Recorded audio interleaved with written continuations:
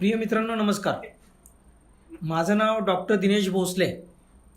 सर्वप्रथम थोडक्यामध्ये मी माझा परिचय देतो आणि त्यानंतर IoT इन डेअरी सेक्टर या विषयावरती आज मी तुमच्याशी बोलणार आहे. मी मुंबई वेटरनरी कॉलेजमधून BVSC डिसेंबर 1991 साली केलं. त्यानंतर इंडियन वेटरनरी रिसर्च इन्स्टिट्यूटमधून मास्टर डिग्री आणि PhD मी ॲनिमल न्यूट्रिशन या विषयात केलं. 6 महिने राजस्थान गव्हर्नमेंट, 1 वर्ष व्यंकटेश्वर हॅचरीज, त्यानंतर 9 वर्ष अमेरिकन सोयाबीन उगवणाऱ्या शेतकऱ्यांसोबत मी काम केलं. 2005ला मी पुण्यात राहायला आलो.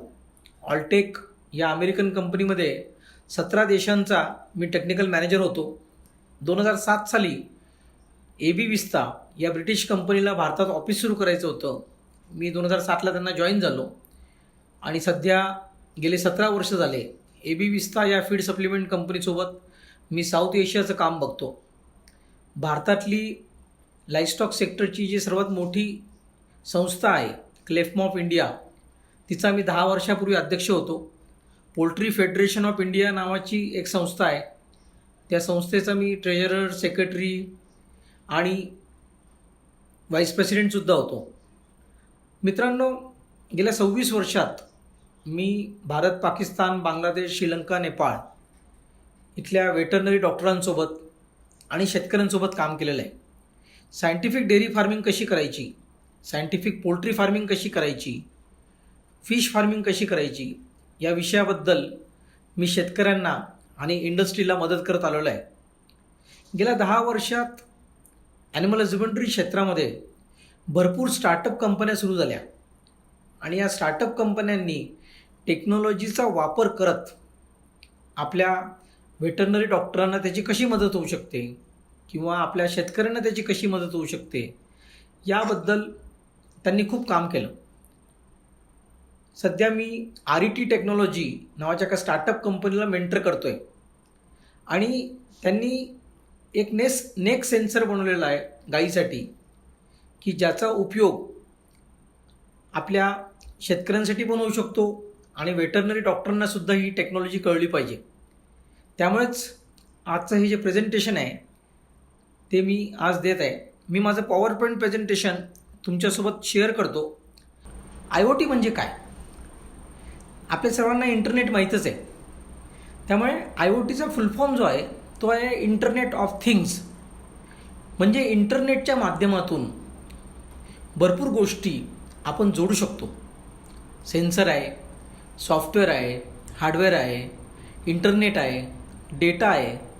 तो एकमेकांशी कनेक्ट करण्यासाठी आणि देवाणघेवाण करण्यासाठी जे तंत्रज्ञान वापरलं जातं ते सर्व IoTच्या आतमध्ये येतं. मग ते आर्टिफिशियल इंटेलिजन्स असो, क्लाउड कॉम्प्युटिंग असो, मशीन लर्निंग असो.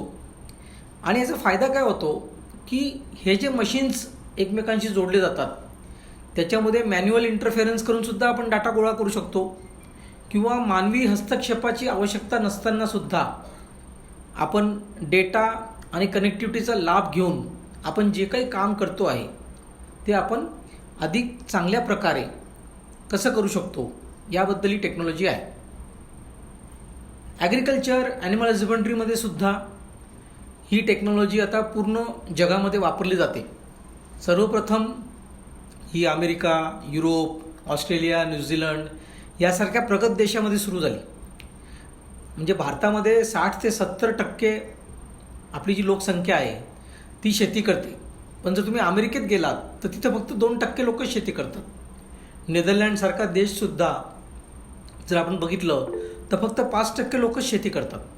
त्यामुळे शेतीमध्ये प्रिसिजन फार्मिंग कसं करायचं, म्हणजे आपण जे इनपुट्स वापरतो आहे ते कुठं वापरले पाहिजेत, किती वापरले पाहिजेत याच्यासाठी IoTचं तंत्रज्ञान वापरलं जाऊ शकतं. ग्रीनहाऊसचा उपयोग जो आहे तो व्हेजिटेबल्स, फ्लोरिकल्चर यासाठी केला जातो आणि त्यामध्ये सुद्धा आपण IoTचा वापर करू शकतो.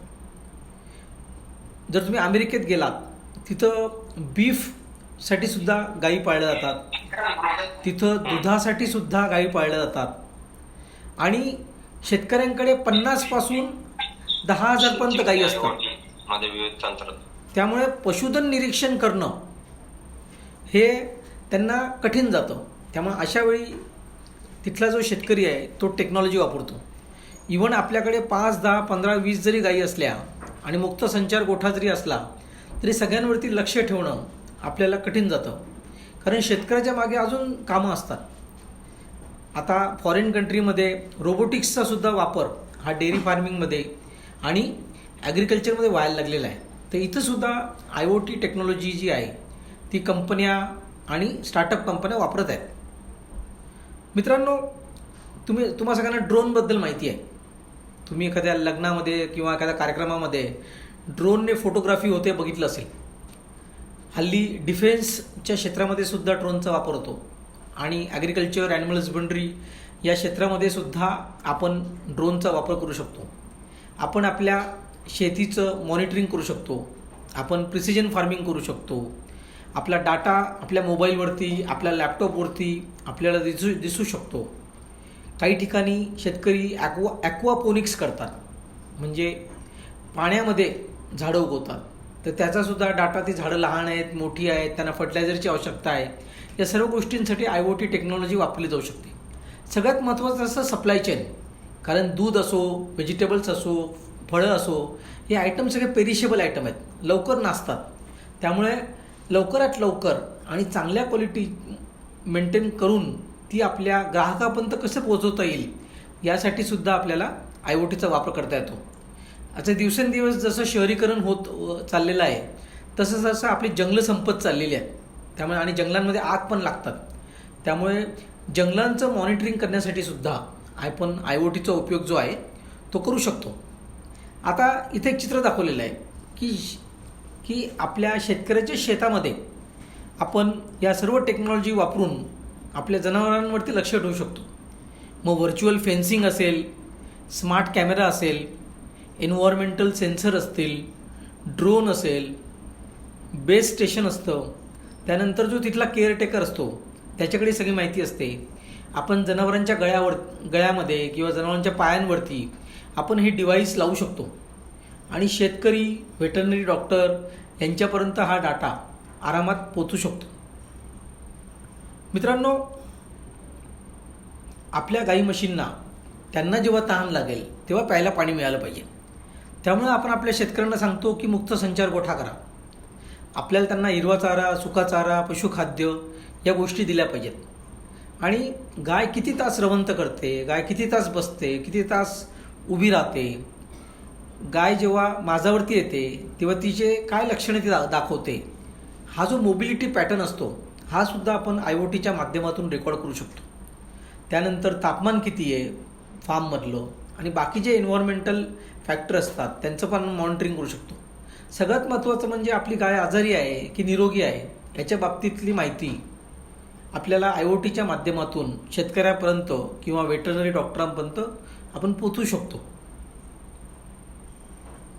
जसं मी सांगितलं की जनावर निरोगी असेल तरच आपल्याला त्याच्यापासून मॅक्झिमम दूध घेता येईल. त्यामुळे आरोग्याची देखरेख, दूध उत्पादन कसं वाढवायचं, किंवा हल्ली लेबरचा खूप मोठा प्रॉब्लेम झालेला आहे. आपण जर भारतात बघितलं तर ठिकठिकाणी पोल्ट्री फार्ममध्ये ॲटोमॅटिक फीडिंग सिस्टीम वापरल्या जातात. आता पुढच्या 5 ते 10 वर्षामध्ये आपल्या डेअरी फार्मिंगमध्ये सुद्धा शेतकरी ॲटोमॅटेड फीडिंग सिस्टीम वापरतील. म्हणजे कुठल्या गाईला किती खाद्य दिलं पाहिजे. तुम्ही चितळे डेअरीच्या फार्मवरती गेलात तर त्यांच्याकडे ही ऑलरेडी ॲटोमॅटेड फीडिंग सिस्टीम आहे. आणि सगळ्यात महत्त्वाचं म्हणजे 3ऱ्या किंवा 4थ्या माझावरती आपल्याला आपल्या गाईला प्रेग्नंट करायचं आहे.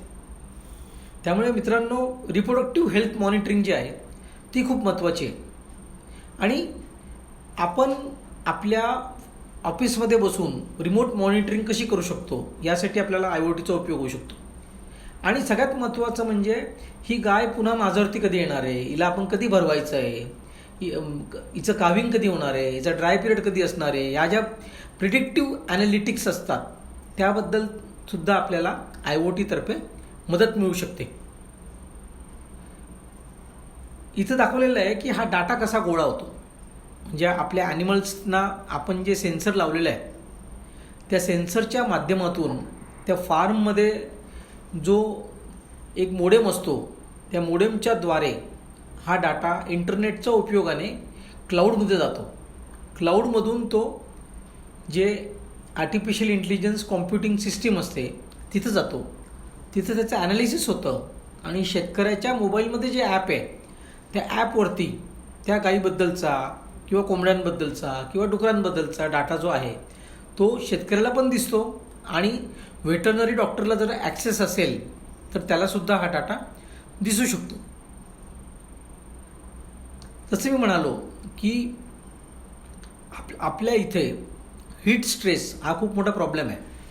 कारण जेव्हा जेव्हा उष्णतेचा त्रास आपल्या जनावरांना होतो तेव्हा त्यांचं खाणं कमी होतं, त्यांचं दूध देणं कमी होतं आणि ते अस्वस्थ असतात. त्यामुळे आपल्याला आपली गाय म्हैस कधी माझ्यावरती येईल याबद्दल शेतकऱ्याला माहिती मिळणे, व्हेटरनरी डॉक्टरांना माहिती मिळणे खूप आवश्यक आहे. आपले जनावरं निरोगी आहेत, आजारी आहेत याबद्दलची जी माहिती आहे तीसुद्धा शेतकरी आणि व्हेटरनरी डॉक्टर यांना जर लगेच मिळाली तर जनावरांना लगेच ट्रीटमेंटसुद्धा मिळू शकते. मित्रांनो, ब्रीडिंग खूप महत्त्वाची आहे. म्हणजे आपला जो महाराष्ट्रातला शेतकरी आहे तो बँगलोरला जातो गाय विकत घ्यायला किंवा तो पंजाबमधून गाय विकत घेऊन येतो. आता महाराष्ट्रामध्ये सुद्धा इंडियन डेअरी फार्मर असोसिएशनच्या माध्यमातून फेसबुक ग्रुपमध्ये 2 लाख शेतकरी आहेत आणि आम्ही शेतकऱ्यांना शिकवतो आहे की तुम्ही ब्रीडिंग कशी केली पाहिजे. मी स्वतः कालवड संगोपनावरती एक पुस्तकसुद्धा लिहिलेलं आहे.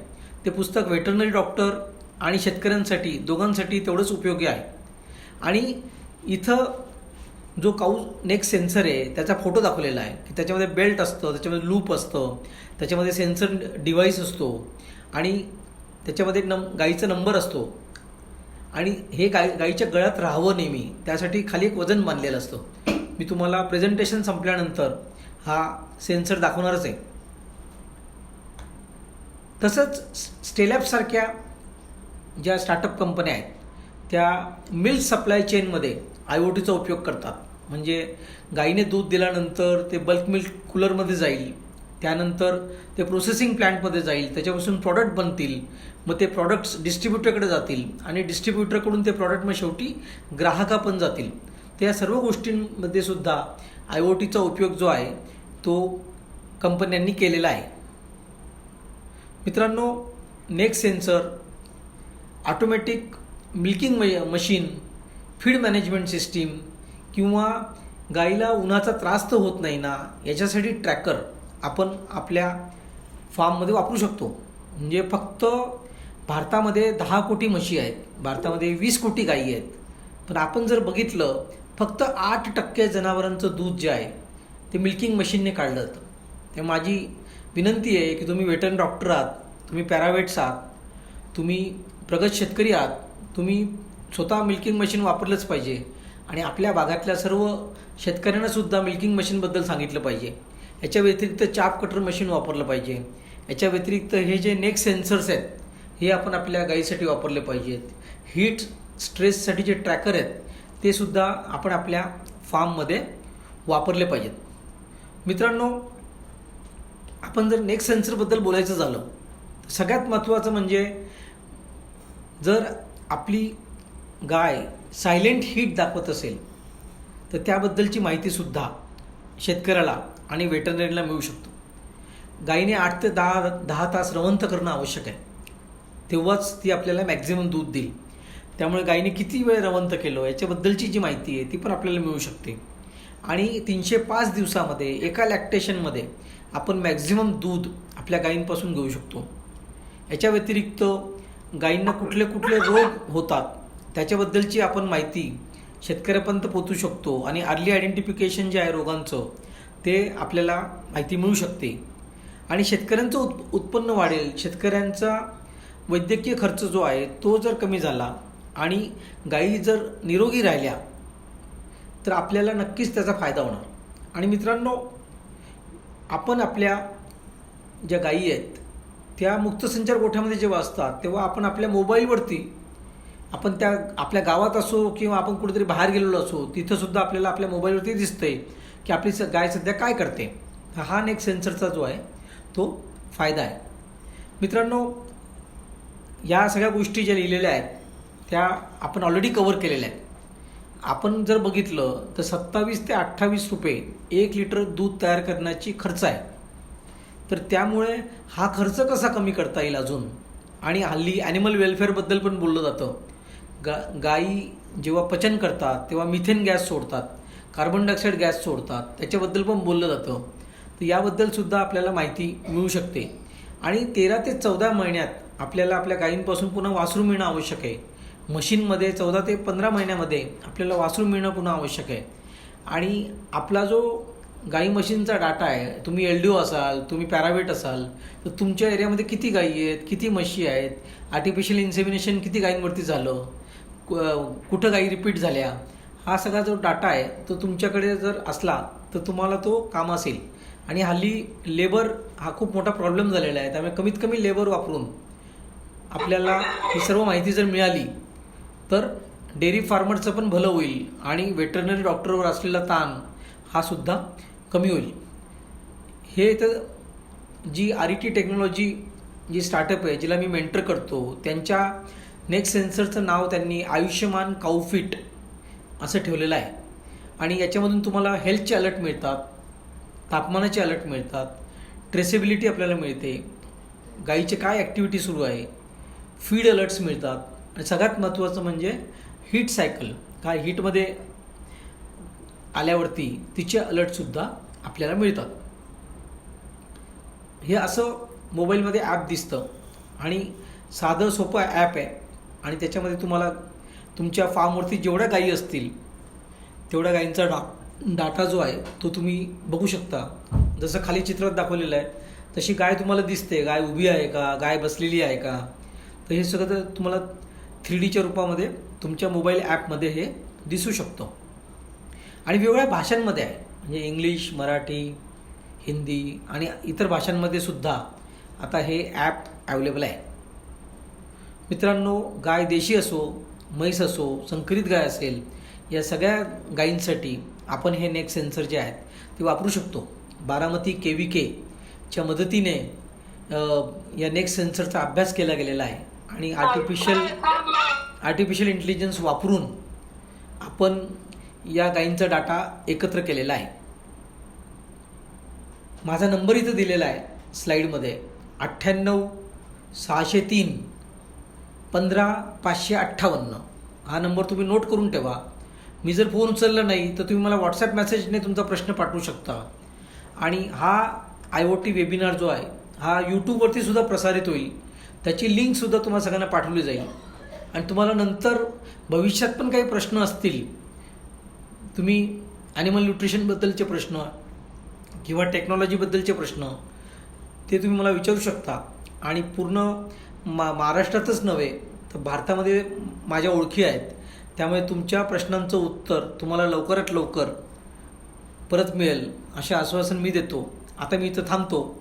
आता मी तुम्हाला हा जो काऊ सेन्सर आहे तो मी तुम्हाला इथं दाखवतो. मित्रांनो, हा बघा, हे खाली वजन लावलेलं आहे. या वजनामुळे हा गाईच्या गळ्यामध्ये व्यवस्थित बसतो. हा जो पट्टा आहे हा पट्टा एवढा स्ट्रॉंग आहे की हा लवकर तुटत नाही. हे जे दिसतंय तुम्हाला हे सेन्सर आहे. हे सेन्सर सगळा डाटा रेकॉर्ड करतो. आणि हा गाईचा आयडेंटिफिकेशन नंबर आहे. हा जो डाटा आहे हा 24 तासामध्ये रेग्युलरली रेकॉर्ड होतो. आणि तुमच्या फार्ममध्ये एक मोडेम लावलेला असतो, याला इंटरनेटने कनेक्ट केलेलं असतं. आणि तो डाटा त्या मोडेममधून 400 मीटरच्या अंतरामध्ये जेवढ्या गायी असतील आपल्या, तो डाटा क्लाउडमध्ये जातो. आणि तिथून प्रोसेस होऊन तुमच्या मोबाईल ॲपमध्ये तुम्हाला हा जो डाटा आहे हा दिसू शकतो.